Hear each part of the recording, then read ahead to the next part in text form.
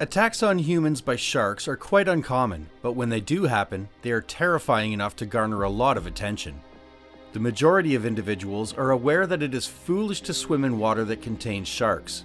Nonetheless, it is an extremely terrifying experience when a shark bites someone when they are paragliding. When you go parasailing, you will be hanged from a sail that appears similar to a parachute while you are attached to a harness. You are dragged behind the boat by it. A guy was attacked by a shark while parasailing not too long ago, despite the fact that this activity is enjoyed by thousands of people each year. Many are now concerned about the risk involving and participating in the sport as a result of this. In this video, we'll examine the specifics of this terrifying event and discuss the implications it has for people who like participating in water activities in areas where sharks are known to reside. So make sure to subscribe to us now, and don't forget to press the bell icon for regular updates. Let's get into the video. On June 25, 2021, an unnamed man who claimed to be 37 years old went out with several buddies to go parasailing on the water. The man was believed to have been parasailing for the first time. It was speculated that this was the individual's very first time parasailing. When anyone saw him again after that, he was leaving with his friends.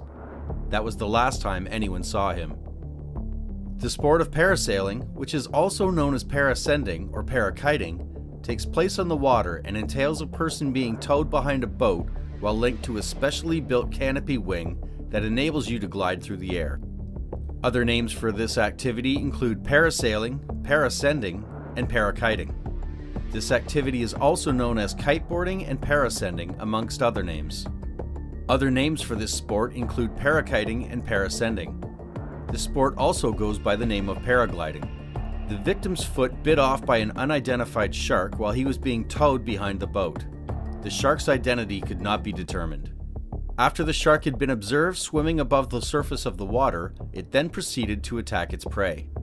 Before the tour organizers lowered the two parasailers into the sea to start the trip, the group had already driven approximately a half mile out into the ocean to get to the starting point of the expedition. They were both being dragged into the water by the boat, and at the same time that they were both being submerged, a shark surfaced in the vicinity of them. After emerging from the water, it immediately made its way to the body of the recently deceased individual, which it then began to chew on.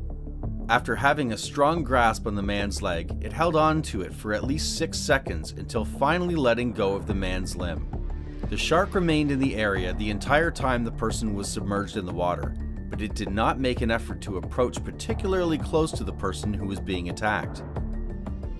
During the South Australian Spearfishing Championship that took place on December 8, 1963, Rodney Fox, who today is a well-known filmmaker and conservationist, was just 23 years old when he was attacked by a great white shark. At the time of the attack, Rodney Fox was just a young man. Rodney Fox had just turned 23 when the incident occurred, thus he was a young man. After completing his education, Fox went on to enjoy a prosperous career in the film industry, as well as in environmental activism. He was swimming in the ocean when he was attacked by a massive great white shark, and he felt the pressure of the shark's jaws on his body as they bit into him. During the attack, he lost consciousness. Rodney encircled the shark's head with his palm and made a brief attempt to scratch one of the animal's eyes out of its socket. Rodney was eventually liberated after the shark that had been holding him for so long finally let go of his hold. When Rodney quickly removed his hand from the shark's mouth, his hand came into contact with the shark's teeth as he did so. After realizing that he was still 60 feet underwater and was running out of breath, he gave the shark a bear hug around the chest and the back and held on tight in the hopes that it wouldn't be able to attack at that angle. He did this in the hopes that the shark would not be able to attack at that angle. He did this in the hope that the shark would not be able to get a good angle to bite him, and therefore would not be able to attack.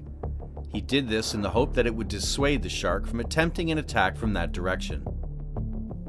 When they went scuba diving, they went to a location that was 30 feet deep and the bottom of which was covered with kelp and other types of weeds. This location was known as the Wall. They went swimming on a day when the bay was crowded with other people who also wanted to swim and when other people were swimming in the bay itself.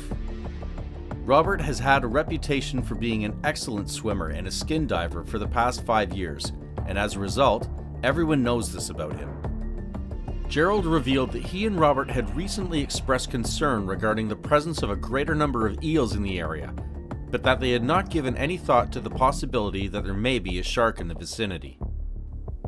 For some time, they were successful in skinning death, but then Gerald uncovered something hidden beneath the surface. He looked up and saw what looked like the white belly of a shark. He was surprised. They spent the rest of their lives unwilling to face death because of what happened after that. This was a condition that lasted forever. As soon as he reached the surface, he became aware that Robert was screaming as soon as he heard Robert's voice. Robert's fear was palpable. After yelling for assistance and making an attempt to divert the shark's attention, he tried to swim away, but when the search was conducted sometime later, Robert could not be located. He had made an effort to divert the shark's attention, but it was to no use. A helicopter from the Coast Guard investigated the area surrounding the cove, but the pilot reported finding no sign of Robert during the search. After that, Gerald was questioned about the event, and in response, he indicated that the shark's enormous size gave the appearance that it was a killer whale. Robert was attacked by a shark at approximately 5:10 p.m., and it was speculated that the shark was a great white shark that was approximately 20 feet in length. Because the two of them swam 100 feet east of the Alligator Rock, his body was never found, even though it had been missing for several years. This is because his body had been reported missing. A depressing reminder of how dangerous and unpredictably the sea can be is provided by the fact that a man was attacked by a shark while paragliding. Because shark attacks on humans do take place, people should always exercise extreme caution and be aware of their surroundings whenever they are near or in the water. This is because shark attacks on humans are extremely unusual. We must work to preserve the ocean's delicate ecosystem and the species that make it their home, while we continue to appreciate the beauty of the ocean and increase our knowledge of the natural wonders it contains. This is true even though we continue to expand our appreciation for the ocean's splendor and our knowledge of its natural wonders. We can help ensure that future generations will be able to appreciate the beauty and wonder of the ocean by encouraging activities that promote conservation and responsible tourism. By doing so, we won't be putting future generations or the species that dwell in the ocean in danger. That's all for today. Hope you enjoyed the video. Like and share it, and tell us in the comments section if you really enjoyed watching our video. Thanks for watching. See you in the next video.